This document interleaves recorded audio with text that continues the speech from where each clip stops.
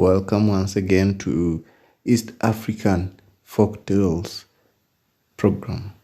Now, as we proceed, we've so far read about the the tales of the magicians. We began with the Christian narrative where we read about in Exodus chapter 7, where we read about chapter 7 verse 8. We read about Aaron's encounter where he changed the staff into a snake. Then we've looked at who are these magicians, what are some of their stories. And so far we've seen that there was one who had, in the story of the green jewel, who was able to split the river, just like Moses did, to find a green jewel just for the king. Now, in this, as we continue, there's these terms that have been mentioned, like ka, ba, ha.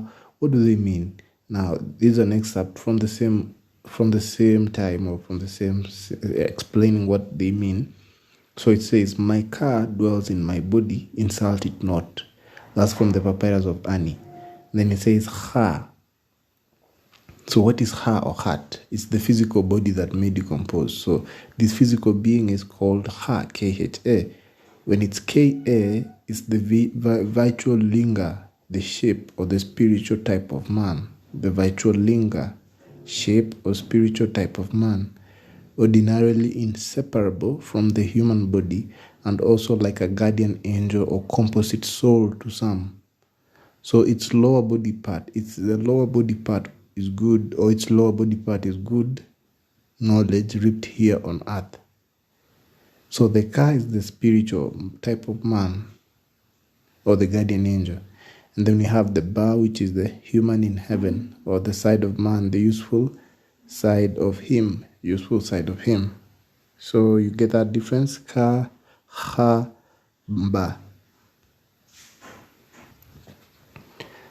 This is a continuation of the same story that we just read previously. So he says, His Majesty said His Majesty, "Indeed I shall go boating. Let there be brought to me 20 oars of ebony, plated with gold, their handles of sandalwood, plated with electrum. Let there be brought to me 20 women with the shapeliest bodies, breasts and braids, who have not yet given birth.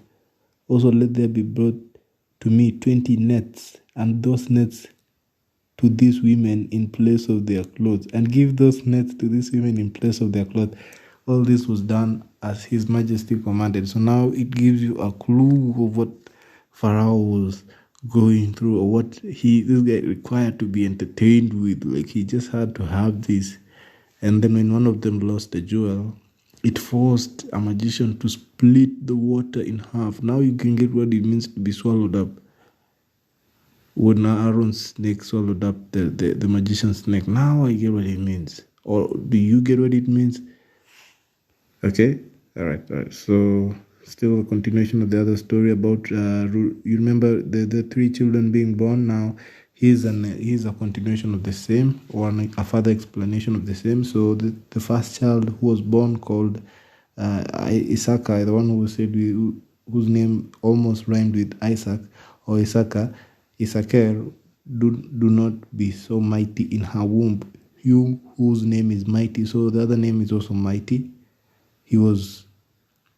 The child slid into her arms, a child of 1 cubit, strong boned. His limbs were overlaid with gold.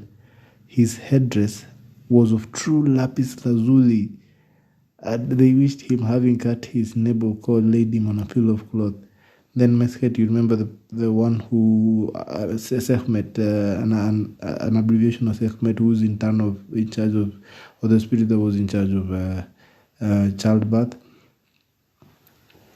approached him and said, "A king will assume kingship in his whole land."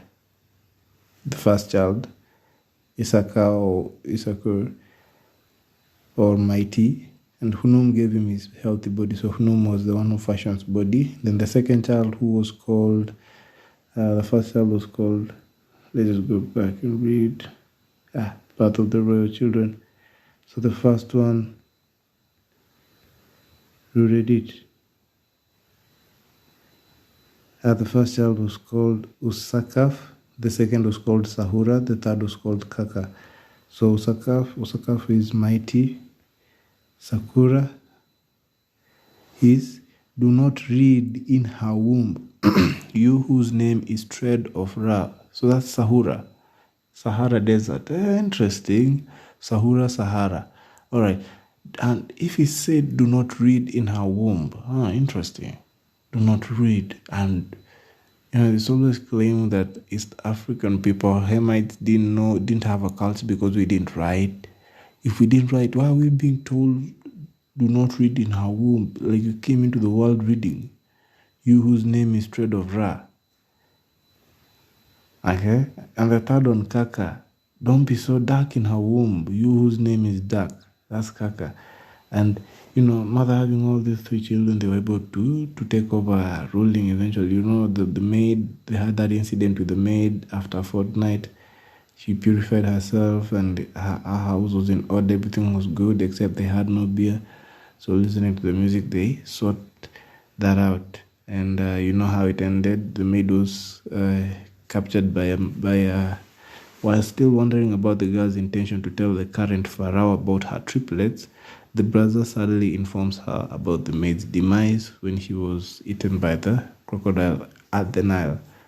At an abrupt end, it is here that the story comes to an abrupt end since the papyrus is missing both the very start and very end of the story. Hopefully another copy will be found and the remainder of the tale will be found to shed some light on Khufu's visit to Rad Jajet and the story of the maid. King Khufu was indeed followed by his sons Dijadra, Jedafra and Khafra, and his son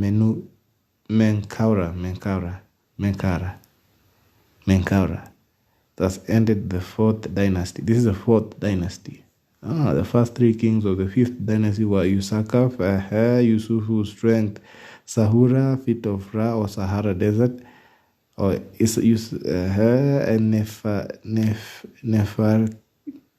Nefarir Kakai. Nefarikara Kakai.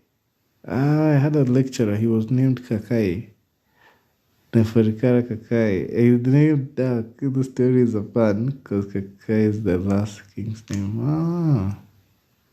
Don't be so dark in there. And funny enough, this lecturer Kakai is in Kenyatta University. He teaches history. He's actually an albino, and it's Kakai means dark. Okay. The West Cap papyrus recounts some 500 years previously. It is most likely a copy of much older propaganda piece written to provide some legitimacy to the early kings of the 5th dynasty. The story then probably originally ended with Khufu and his family giving blessings to the children as pharaohs of the next dynasty. All right.